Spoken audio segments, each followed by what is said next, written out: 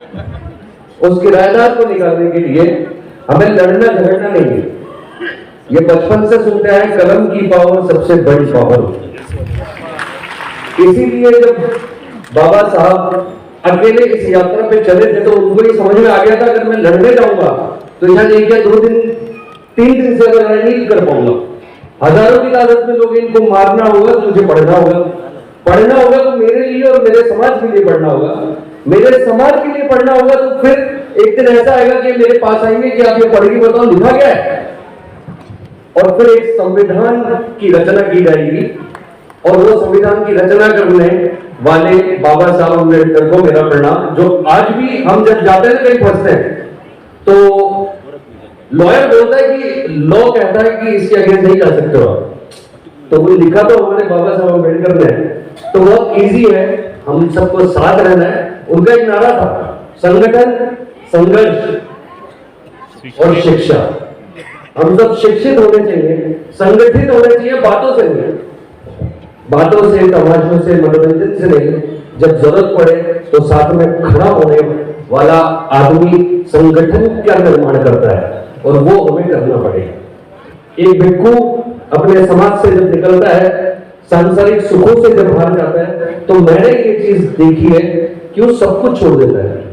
उसे किसी चीज की मोह नहीं होती, माया नहीं होती, उसको एक चीज होता है कि मुझे एनलाइटनमेंट चाहिए, और उस शिक्षा को मैं कैसे अपने आने वाले बच्चों को, जो छोटे छोटे बच्चे संन्यास लेते हैं, उनको कैसे मैं दीक्षा दूं। भगवान बुद्ध ने भी कहा था, कंपैशन, लव, प्रॉस्पेरिटी, सरलता, 4 ग्लोबल जो ट्रुथ है। दुख है, कारण क्या है, उस कारण से कैसे निवारण है, उसका अंत नहीं है बट उसका निवारण है। और 8 सप्ते अगर हम उसको भी फॉलो करते हुए चलेंगे तो बुद्ध में तो हो ही जाना है। आज भी मैं सच बता रहा हूं, मेरे पास दुनिया के हर कोने से ईमेल आते हैं, और लॉकडाउन में काफी बहुत सारे आए कि हम सुसाइड करने वाले थे। किसी ने ये आपके सीरियल के बारे में बताया।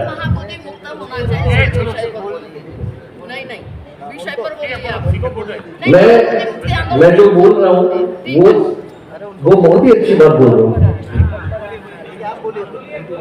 तो सर मैं सच बता रहा हूँ, अगर बुद्ध का ज्ञान हर देश में, चाहे वो चाइना हो, जापान हो, थाईलैंड हो, कंबोडिया हो, पेरू हो, ब्राजील हो, यहाँ के लोग अगर हम लोगों को एक्सेप्ट कर रहे हैं, हमारी शक्ल को, कि हम बुद्ध होंगे तो ऐसे ही दिखते होंगे, तो हमारे लिए बहुत बड़ी बात है। क्योंकि गौतम बुद्ध ने एक बात कही थी, मेरी शिक्षा दुनिया के हर कोने तक जानी चाहिए और हर व्यक्ति बुद्ध में होना चाहिए। जब मैंने ये शुरू किया तो मुझे नहीं पता था, क्योंकि मैं इंडियन दिखता हूँ, कि चाइना में जब मैं गया तो चाइनीज बुद्धा का पेश होता है, थाईलैंड में थाई वाले लोग अपने हिसाब से बनाते हैं, जापान में अलग। बट जब मैं गया तो मुझे सब जगह बहुत प्यार मिला।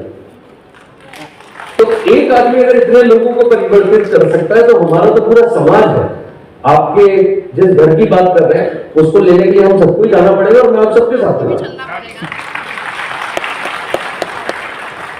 तो थैंक यू सो मच। मैं यहाँ पर आया, मुझे अच्छा लगा। जिस भी कार्यक्रम में मैं नितिन भाई मुझे बताएंगे और मेरे से जितना हो पाएगा मैं आप सबके साथ खड़ा हूँ। और बुद्ध धर्म के लिए और बुद्ध परिसर के लिए जो भी हम लड़ाई लड़ने वाले हैं, मैं आप सबके साथ। हिमांशु जी एक डायलॉग मुझे याद आ रहा है, सिद्धार्थ गौतम को बताऊंगा, बुद्ध के तो बहुत सारे। वो आते हैं घर पर, यशोधरा बोलती है, अब आपका बेटा मेरी उंगली पकड़ने लगा है, अब आप ये भी बड़ा होगा राजा बनेगा। और वो युद्ध लेके आए होते हैं। तो बड़ी अच्छी लाइन लिखी थी राइटर ने कि उपवन में जितने पुष्प खिलते हैं गोपा, उससे अधिक शव को लेकर आया हूं मैं। नहीं बनना मुझे राजा, नहीं चाहिए मुझे राजपाट, मुझे इन दुखों से मुक्ति का मार्ग खोजना। तो एक सिद्धार्थ जो दुखों से मुक्ति का मार्ग जिसने खोजा, और आज इतने लोग उनकी शिक्षा को, उनकी दीक्षा को फॉलो कर रहे हैं, तो आज हम सब मिलके कितने लोगों को बदल सकते हैं। किसी की ताकत की जरूरत है। और एक और डायलॉग है बुद्ध का, अपो दीपो भव, अपना दीपक स्वयं बनना होगा, किसी की बातों में नहीं आना। अगर आपका दिल कहता है, आप बुद्ध को फॉलो करते हो, उनकी टीचिंग्स को फॉलो करते हो, तो आपका दिल आपको बोलेगा कि क्या सही है क्या गलत है। जो आपने बोला, आपने अपने दिल की बात की, किसी ने अपने दिल की बात बोली। लेकिन मेरे को लगता है यदि मेरा घर मैंने किराए पे दिया था, उसमें कोई बैठ गया तो उसको निकालने का हक मेरा ही है, किसी और का नहीं। और वो हर एक बुद्धिस्ट का है।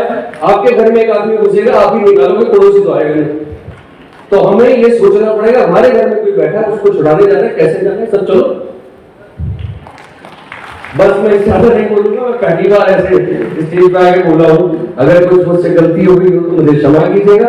बाकी मैं आपका हूँ, अपना हूँ, और मैंने बुद्ध करने के लिए बहुत मेहनत की थी। कम से कम 50 किताबें वियतनाम में जाकर के टिकनाथ से मैंने समझा कि सिद्धार्थ गौतम का जीवन कैसा था। विपासना करने गया मैं 21 साल की उम्र में। 3 दिन बड़ा रोया कि काम फंस गया, लेकिन चौथे दिन समझ में आया कि क्या जीवन है। उसके बाद वो जो पूरी जर्नी थी, उस जर्नी में मैंने पहली बार जब मृत्यु देखी थी तो अपने फादर को उसमें देखा था। पहली बार रेप में अपनी सिस्टर को देखा था, इसलिए वो इमोशन में पोर्ट्रे कर पाया जो देख के मुझे लगता है कि मैंने परफॉर्म नहीं किया, ये उनके आशीर्वाद से परफॉर्म हुआ। तो ये मेरा सत्य है। वो शो कैसे परफॉर्म किया मुझे नहीं पता, लेकिन हाँ, मैंने बुद्ध किया नहीं, मैंने बुद्ध को जिया है। इसलिए मैं जो भी बात करूंगा मन की कहूंगा, आंदोलनकारी बन करूंगा। इसीलिए मैंने मन की बात बोली। अगर कोई मेरे घर में घुसेगा तो मेरे पास अंबेडकर साहब की किताब है, पढ़ूंगा, लॉ का नंबर निकालूंगा और उनसे लड़ूंगा और बाहर निकालूंगा। आज नहीं तो कल निकालूंगा। Thank you so much. नमो बुद्धाय। जय भीम, जय भीम, जय Bhim. Thank you so much. Love you everyone.